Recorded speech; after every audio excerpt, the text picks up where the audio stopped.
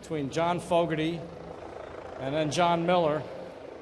I'm glad you were the easiest John to follow today.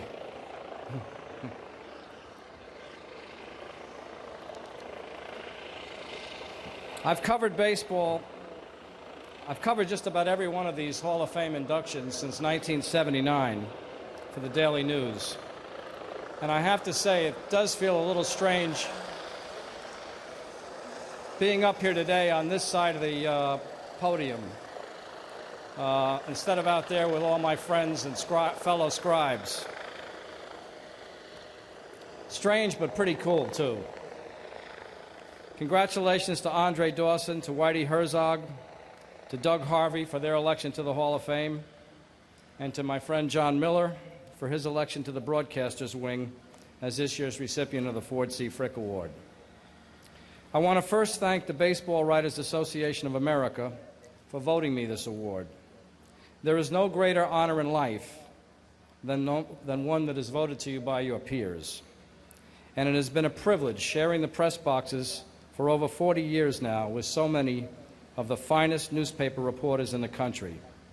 So many of them have become valued friends, and a lot of them are here today, and thanks for being here, guys and ladies.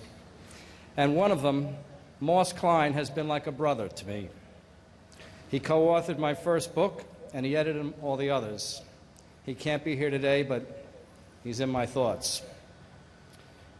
And speaking of valued friends, I don't know of anybody in baseball who I've had more fun with, especially on this weekend every year, than the esteemed longtime baseball executive Roland Heeman. Roland, I know you're out there somewhere.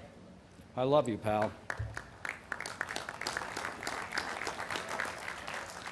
I would also be remiss if I didn't mention two other valued friends in baseball who could not be here today. Don Zimmer, with whom I've written a couple of books, and Lou Piniella, with whom I've shared the Steinbrenner experience. I would also like to thank all the people at my newspaper, the New York Daily News, who have supported, encouraged, and given me the freedom to do the thing I love most, writing baseball.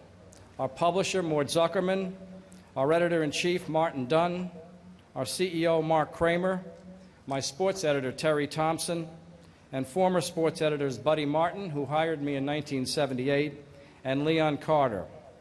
And to all my fellow baseball writers and teammates at our paper, my guys, who have helped me so much.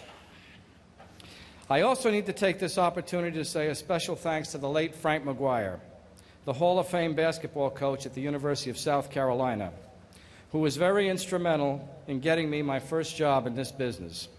While at South Carolina, I worked for the school paper, mostly covering the basketball team.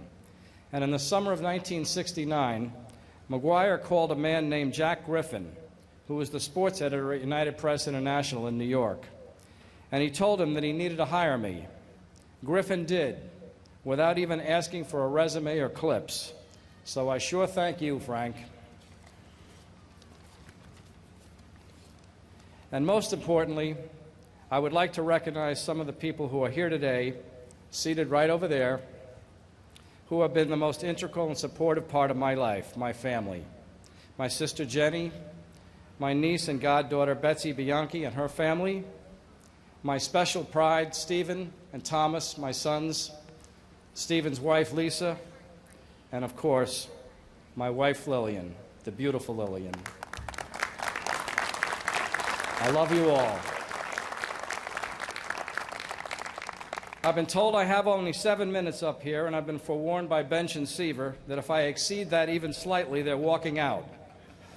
So let me kind of condense as best as possible here, to paraphrase Yogi, who we dearly miss today, why the Hall of Fame chose to make the Spink Award necessary, and why I was somehow able to become this year's recipient of it. For more than a century, newspapers, and by extension books, have been the lifeblood of baseball, in that they have been the primary vehicles in which the game has been handed down from generation to generation. I know I speak for millions of people when I say that I became a baseball fan by reading the newspapers and learning about it through books.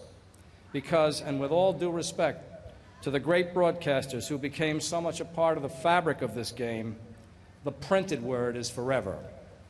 The ready reference to the game's rich history, preserved forever in libraries and bookstores and newspaper archives. From the time I was about 9 years old, my father, Charlie Madden, weaned me on newspapers. We had the New York Herald Tribune delivered to our home in Oradell, New Jersey, and I learned to love baseball from the Trib's great baseball writers, Red Smith and Harold Rosenthal and Tommy Holmes.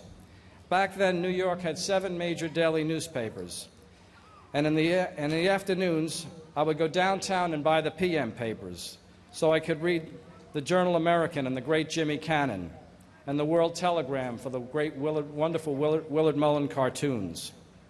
In addition, my dad owned a plumbing supply company in Hackensack, New Jersey, where the plumbers every day would bring in copies of the Daily News and leave it there.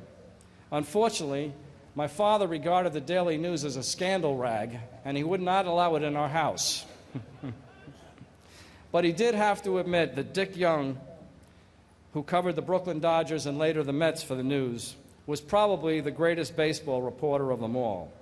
And so he allowed me to read Young's stuff whenever I would come into the store. I just couldn't bring it home with me.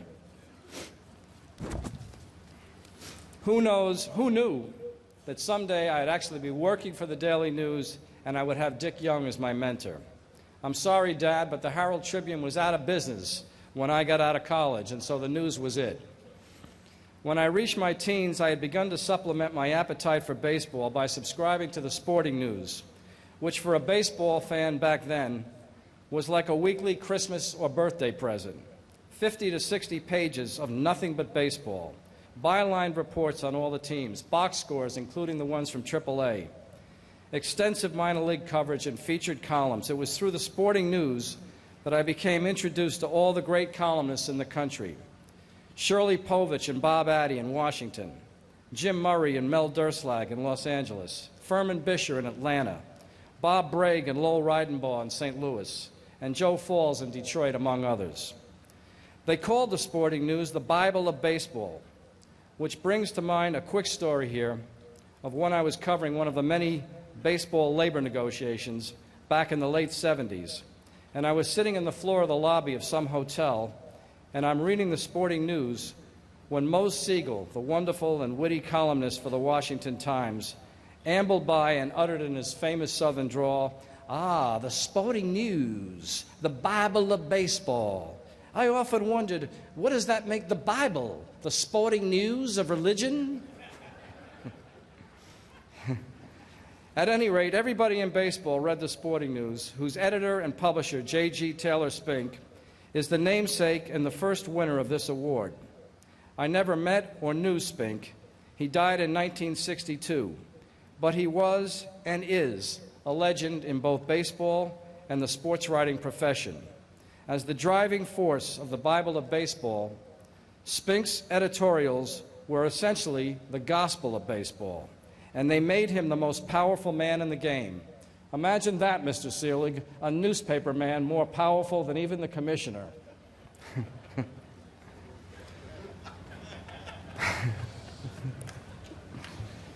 But while I never had the opportunity to work for J.G.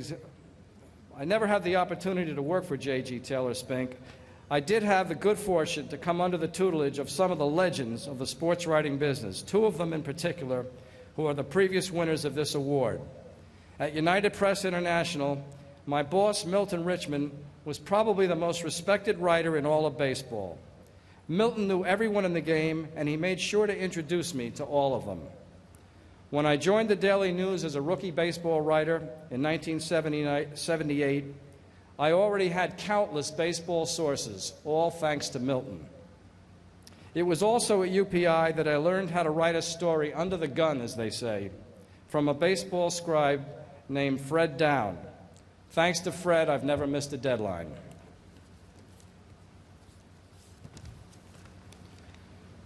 And once I got to the Daily News, I learned so much about being a reporter from Dick Young, who above all taught me 2 things.